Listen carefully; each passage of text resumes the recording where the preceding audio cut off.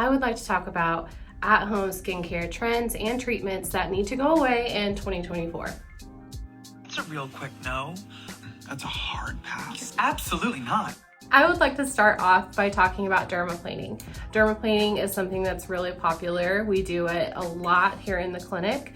Dermaplaning at home is going to be a little different. For one, you're not going to have the same tools that I have here.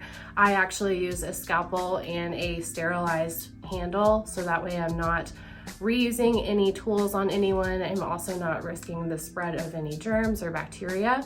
Whenever you're using these things at home, a lot of those razors are reused, and whenever we're doing that on the face, you increase the risk of spreading bacteria as well as injuring your skin.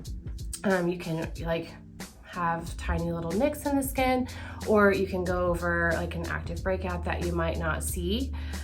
Also, you're not going to get that benefit of the exfoliation at home because those little razors aren't sharp enough to get that top layer of dead skin off like my scalpel is. Another thing I've been seeing a lot of is people attempting to do microneedling at home. This is something that really hurts my heart as a esthetician. Those microneedling devices at home aren't at all backed by science. They're not FDA cleared. The skin pen that we have to do microneedling here is the first FDA cleared device. So it is the most safe for you, and it's also going to be the most trustworthy, and it's going to produce the best results. Also, doing those at home, you can go over any sort of breakout that you have that puts you at risk for spreading that around and potentially putting your skin in a lot worse of condition than it was before.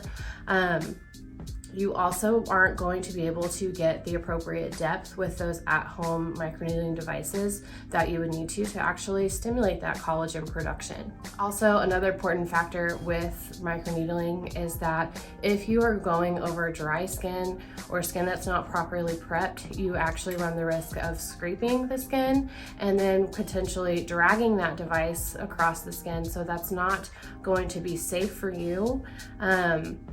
I definitely recommend doing these treatments in clinic by seeing one of our nurse practitioners or any of our other licensed staff.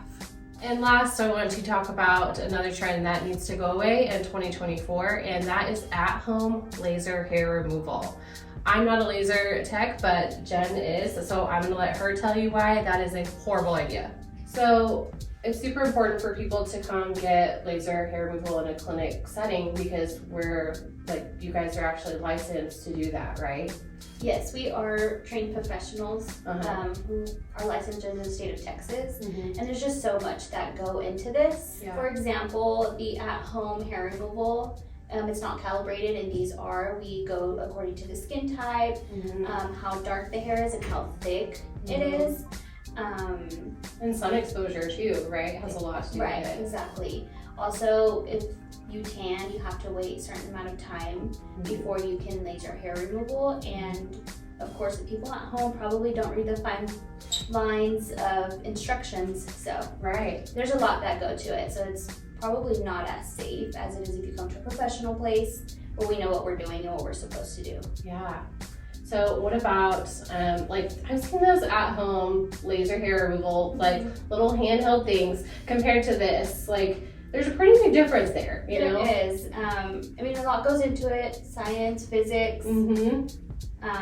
They're hundreds and thousands of dollar machines, so of course, it's not just any simple treatment. There's a lot of knowledge that goes into it, so I feel like definitely not going to get the best results from those at-home ones too. Not only risk aside, but just results. I don't feel it would do as great of a job as these either. Yeah, of course. Yeah. So those at-home devices aren't really the best quality, clearly. So what all, besides them not working as well, does it put you at risk for anything by doing it at home? Yeah, you can risk burning yourself, scarring, hypo or hyperpigmentation. So terrifying. Yes. With your skin, we have to keep it protected, and that's something that's one of our main priorities is protecting your skin. Definitely doing it the right way. Yes.